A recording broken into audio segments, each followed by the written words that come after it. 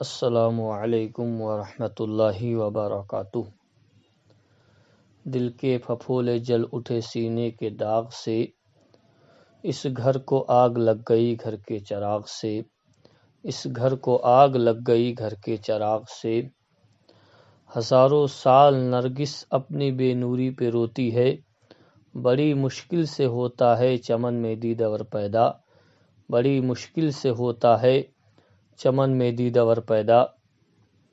برادران اسلام، کئی روز قبل میں نے آپ حضرات کے روبرو شریعت کا ایک مسئلہ پیش کیا تھا، جو نماز سے جڑا ہوا مسئلہ ہے کہ مائک پر نماز ہوتی ہے یا نہیں ہوتی ہے۔ تو اس مسئلے کو چونکہ یہ بالکل واضح ہے اور اظہار من الشمس کی طرح یہ ظاہر ہے، جو مسئلہ میں نے آپ حضرات کی عدالت میں پیش کیا تھا، آپ لوگوں نے مجھ ناچیز کا جو مشورہ تھا اس کو آپ حضرات نے قبول کیا، اور میرے کئی دوستوں نے، بھائیوں نے اس پر اپنے اتفاق کا اظہار فرمایا، اور کیوں نہ کریں کہ بے شک جو حق ہے وہ سر چڑھ کر بولے گا، لیکن کچھ ایسے نااہل اور ان پڑھ جاہل قسم کے لوگ ہیں جو طرح طرح کے بہانے بناتے ہیں۔ میں آپ حضرات کو یہ بتا دوں کہ اس سے ماقبل میں بھی 2-3 ایسے معاملات ہو چکے کہ کچھ ایسے بے علم، ان پڑھ، جاہل اور گنوار قسم کے لوگ ہیں جو یہ اٹھ کر آ جاتے ہیں، یہ چند ہی ہیں، اکے دکے ہیں کہیں کہیں، یہ آ کر یہ کہنے لگتے ہیں کہ یہ بڑوں بڑوں کی بات ہے، وہ فیصلہ کریں گے۔ اب ان ان پڑھوں سے، جاہلوں سے یہ پوچھو کہ یہ کہاں لکھا ہے کہ شریعت کے کسی مسئلے کو بیان کرنے کے لیے یا اس پر بات کرنے کے لیے بڑے بڑے کے ہونے کی سند چاہیے، کہ بڑا ہی جو ہے وہ بولے گا اور جو چھوٹے ہیں وہ نہیں بول سکتے۔ یہ کون سا اسلام اور شریعت کا ضابطہ اور اصول ہے جو ان لوگوں نے بنا لیا ہے؟ چند ایسے ہیں مچھر جو اس طرح کی باتیں کرتے ہیں۔ اس سے ماقبل میں بھی 2-3 ایسے معاملات ہوئے جو مجھ جیسے کئی مسلک و مذہب کے وفادار لوگوں نے اپنی اپنی آوازوں کو بلند کیا، اور انشاءاللہ جب تک حق والے ہیں قیامت تک حق کے لیے لڑتے رہیں گے اور آواز اٹھاتے رہیں گے۔ اس درمیان بھی کچھ ایسے نااہل اور بے علم قسم کے لوگ اٹھ کر آئے اور کہنے لگے جو بڑے بڑے ہیں وہ خاموش ہیں اور تم لوگ کیوں بول رہے ہو؟ تو یہ کوئی ضروری نہیں ہے کہ کوئی بولے نہ بولے، جس کو مذہب و مسلک کا درد ہوگا وہ اپنے اپنے اعتبار سے ہر انسان اور ہر مسلمان بولے گا۔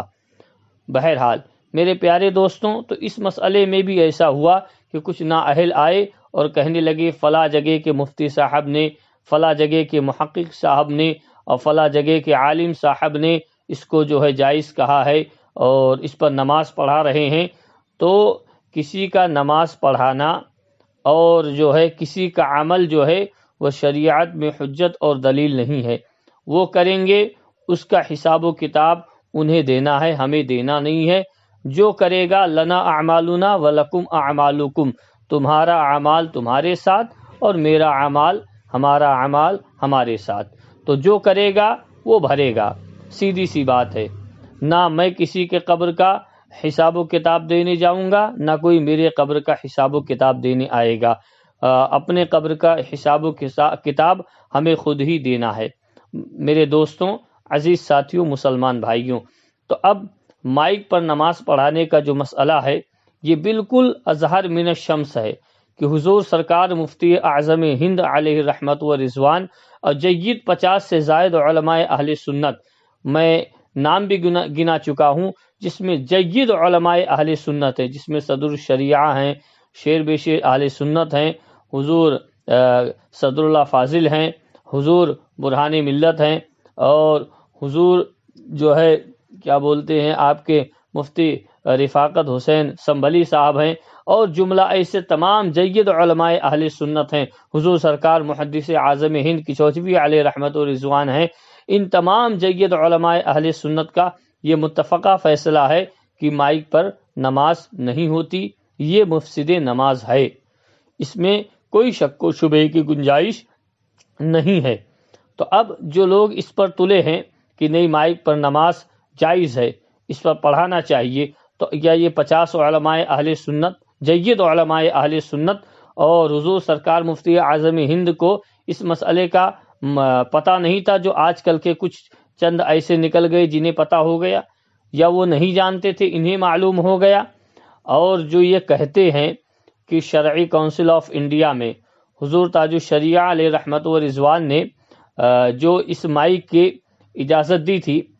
تو وہ اجازت اس بنا پر ہے کہ جب بہت ہی مجبوری ہو اور یہ پتہ ہو کہ اگر کسی سنی صحیح العقیدہ کے امامت چھوڑنے سے کسی بدعقیدہ اور بدعقیدہ کسی مولوی کے مصلے پر قابض ہونے کا حتی الامکان خطرہ ہو، تو وہاں پر ایسی جو ہے صورت تھی کہ آپ کی وجہ سے کہیں ایسا نہ ہو کہ مسلمان کے ایمان عقیدے خطرے میں پڑ جائیں، تو وہاں آپ اس کی اجازت تھی۔ لیکن اب تو اللہ ماشاء اللہ چند جگہ ایسی ہیں کہ جہاں مائک نہیں ہے، باقی ساری جگہوں پر، ساری بڑی بڑی مساجدوں میں سنیوں کے مائک لگے ہوئے ہیں اور دھڑلے سے نماز پڑھائی جا رہی ہے، اور اس پر لوگ تعویلیں دیتے ہیں، اس پر لوگ اپنی اپنی تعویل پیش کرتے ہیں۔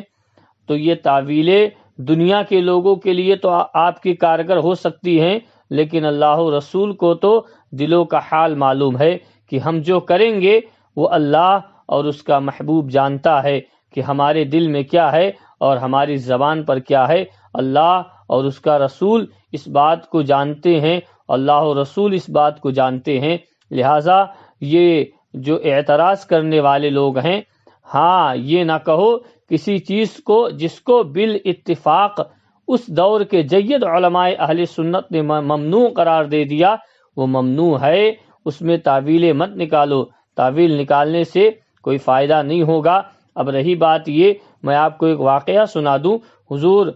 محدث اعظم ہند کچوچوی علیہ رحمت و رضوان کا، کہ آپ کی بارگاہ میں جو ہے کسی نے پوچھا کہ حضور مکۃ المکرمہ میں مائک پر نماز ہوتی ہے، تو کیا یہاں پر مائک پر نماز پڑھائی جائے تو کیا نماز ہوگی یا نہیں ہوگی؟ تو آپ نے فرمایا نہیں، یہ تو مفسد نماز ہے، نماز کو فاسد کر دیتی، نماز نہیں ہوگی۔ تو اس نے اپنی دلیل میں یہ کہا کہ حضور مکۃ المکرمہ میں تو مائک پر نماز ہوتی ہے، تو آپ نے ارشاد فرمایا، حضور سرکار محدث اعظم ہند کچوچوی علیہ رحمہ نے، کیا مکہ میں شراب نہیں بیچی جاتی؟ کیا مکہ میں گناہ کے کام نہیں ہوتے؟ تو کیا شہر کو بنیاد بنا کر شریعت میں تعویل کی جا سکتی ہے؟ آپ نے فرمایا ہرگز نہیں، شہر عزت و عظمت والا ہو سکتا ہے، احترام کے قابل ہو سکتا ہے، لیکن شہر کو دلیل بنا کر اسلام اور شریعت میں حجت نہیں مانا جا سکتا۔ فرمایا آپ نے کہ مصطفیٰ جان رحمت صلی اللہ علیہ وآلہ وسلم کی شریعت جو ہے وہ سب پر حجت ہے، اس پر کوئی حجت نہیں ہے، یہی میرے امام کا بھی قول ہے۔ میرے پیارے دوستوں، تو جب جید علماء اہل سنت نے جو ہے اس کو ممنوع قرار دیا، تو کیوں جائز کرنے پر تلے ہوئے ہو؟ اور مائک کی کیا ضرورت ہے جب شریعت نے یہ مقدار طے کر دی ہے کہ امام کی آواز اگر 3 لوگوں تک پہنچ گئی، یعنی 3 مقتدی نے امام کی آواز کو سن لیا، تو سارے مقتدیوں کی نماز ہو جائے گی، اب وہ چاہے لاکھ ہوں، 1000 ہوں، سینکڑے میں ہوں یا 2-4 ہوں، جتنے بھی ہیں، اب سب کی نماز ہو جائے گی۔ کہیں یہ شریعت میں یہ تو کوئی ضابطہ اصول تو ہے نہیں کہ امام کی آواز کو سننا مقتدی کے لیے واجب ہے۔ اگر سننا واجب ہوتا تو کوئی بات ہوتی، کوئی یہ ضروری تو ہے نہیں کہ امام کی آواز مقتدی کو سننا ضروری ہے۔ امام کی آواز 3 مقتدیوں نے سن لی تو وہ سارے مقتدیوں کے لیے کافی اور وافی ہے۔ تو جب شریعت نے ہمیں اتنی آسانی دے رکھی ہے تو ہم کیوں ایسی چیزوں کا استعمال کریں جس کو ہمارے جید علماء اہل سنت نے منع فرمایا ہے اور ہمیں ہمارے لیے مفسد نماز قرار دیا ہے، ہم کیوں اس کو جائز کرنے پر تلے رہیں؟ اور رہی دوسری بات، جو لوگ یہ کہتے ہیں کہ جو ہے یہ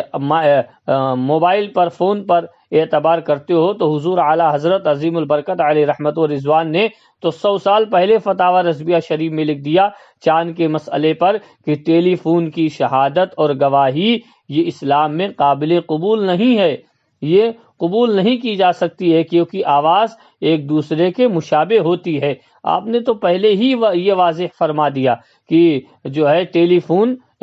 کی آواز جو ہے وہ شہادت کے لیے قابل قبول نہیں ہے کیونکہ ایک دوسرے کے یہ آواز کے مشابہ ہوتی ہے۔ جب ہمارے بزرگوں نے اتنا صاف کر دیا، واضح فرما دیا، تو اب اس میں تعویل کی کوئی گنجائش ہی نہیں ہے، لیکن لوگ بنا ضرورت کے جو ہے اپنی تعویل اور اپنی قابلیت کو ظاہر کرنے کے لیے لگے ہوئے ہیں۔ اب یہ ہے کہ ہاتھی کے دانت دکھانے کے کچھ اور کھانے کے کچھ اور، یہ والی کہاوت ایسے لوگوں پہ فٹ بیٹھتی ہے کہ جو چیز ہمیں مرکز اہل سنت جو ہمارا مرکز ہے اور وہاں کے جید بزرگان دین نے ہمیں منع فرما دیا، پھر ہم اس کو کیوں جائز کرنے پر تلے ہیں؟ ہم اس کو کیوں جائز کرنا چاہتے ہیں؟ آخر میں اس کا کوئی فائدہ تو نظر آئے۔ جب شریعت نے ہمیں اتنی سہولیت عطا فرما دی ہے کہ اگر امام کی آواز 3 لوگ سن لیں تو چاہے لاکھوں نمازی اس کے پیچھے امام کے پڑھتے ہو، سب کی نماز ہو جائے گی۔ آپ جو ہے مکبر کھڑا کیجئے، سب کے پاس تکبیریں جائیں، سب اس تکبیر پر اپنی نماز کے ارکان کو ادا کریں، سب کی نماز ہو جائے گی۔ کوئی قباحت اور کوئی کراہت ہی نہیں ہے، لیکن اس کے باوجود بھی بنا ضرورت مائک، اور کئی جگہوں پر تو یہ دیکھا گیا، میں نے خود اپنی نگاہ سے دیکھا ہے، اب میں کیا کہوں، اللہ رحم فرمائے، کہ مائک بھی 2-3 طریقے کے ہوتے ہیں۔ ایک مائک تو ہوتا ہے جو گلے میں لگاتے ہیں، اور ایک مائک وہ اسٹینڈ والا ہوتا ہے۔ میں نے خود اپنی نگاہوں سے کئی جگہوں پر دیکھا ہے، خاص کر بمبئی وغیرہ اور بھی کئی جگہوں پر میں نے دیکھا ہے کہ جو اسٹینڈ والا مائک ہے اس کے جو امام صاحب کے سامنے جب لگایا جاتا ہے تو امام صاحب جھک کر اور مائک میں بالکل اپنے منہ کو لے جا کر تاکہ آواز بالکل مائک میں جائے، اور پیچھے جتنے بھی مائکرو فون لگے ہیں اس میں بالکل صحیح آواز ہو، تو وہ کیا بولتے ہیں، قبلہ کا دھیان نہیں ہے اور جو ہے نیت کہاں بانے ہے، لیکن ہاں یہ ہے کہ منہ بالکل مائک پہ ہونا چاہیے تاکہ آواز بالکل کلیئر اور صاف ہو جائے۔ تو اس طرح کی تو باتیں نماز میں ہوتی ہیں، تو ہمیں ان سب چیزوں سے پرہیز کرنا چاہیے۔ ہمارے بزرگوں نے، حضور مفتی اعظم ہند نے اور جید 50 سے زائد علماء اہل سنت نے یوں ہی منع نہیں فرمایا، ان کی نظر بہت اونچی ہے، وہ فقیہ نہیں بلکہ فقیہ اعظم ہیں، وہ فقیہ ہند ہیں، ان کی شان بڑی بلند و بالا ہے، ان کی فقہ حنفی پر وہ نظر تھی جو آج کے کسی مفتی کے پاس نہیں ہے، جو حضور سرکار مفتی اعظم ہند کی نظر تھی، جو حضور صدر الشریعہ کی نظر تھی، جو حضور شیر بے شیر اہل سنت کی نظر تھی، جو حضور محدث اعظم ہند کچوجوی علیہ رحمہ کی تھی، جو حضور صدر اللہ فاضل کی نظر تھی۔ ان جید علماء اہل سنت کی فقہ پر وہ نظر تھی جو آج کسی مفتی کی کیا ہوگی، لیکن اس کے باوجود بھی ان نفوس قدسیہ نے منع ہی فرمایا، اور فرمایا کہ مائک کو اپنی نمازوں میں نہ لاؤ بلکہ نماز سے مائک کو دور کرو، اور جو امام کی اصلی آواز ہے اسی آواز پر اپنی نمازوں کو پوری کرو، نمازوں کو مکمل کرو، یہ تمہارے لیے باعث نجات اور باعث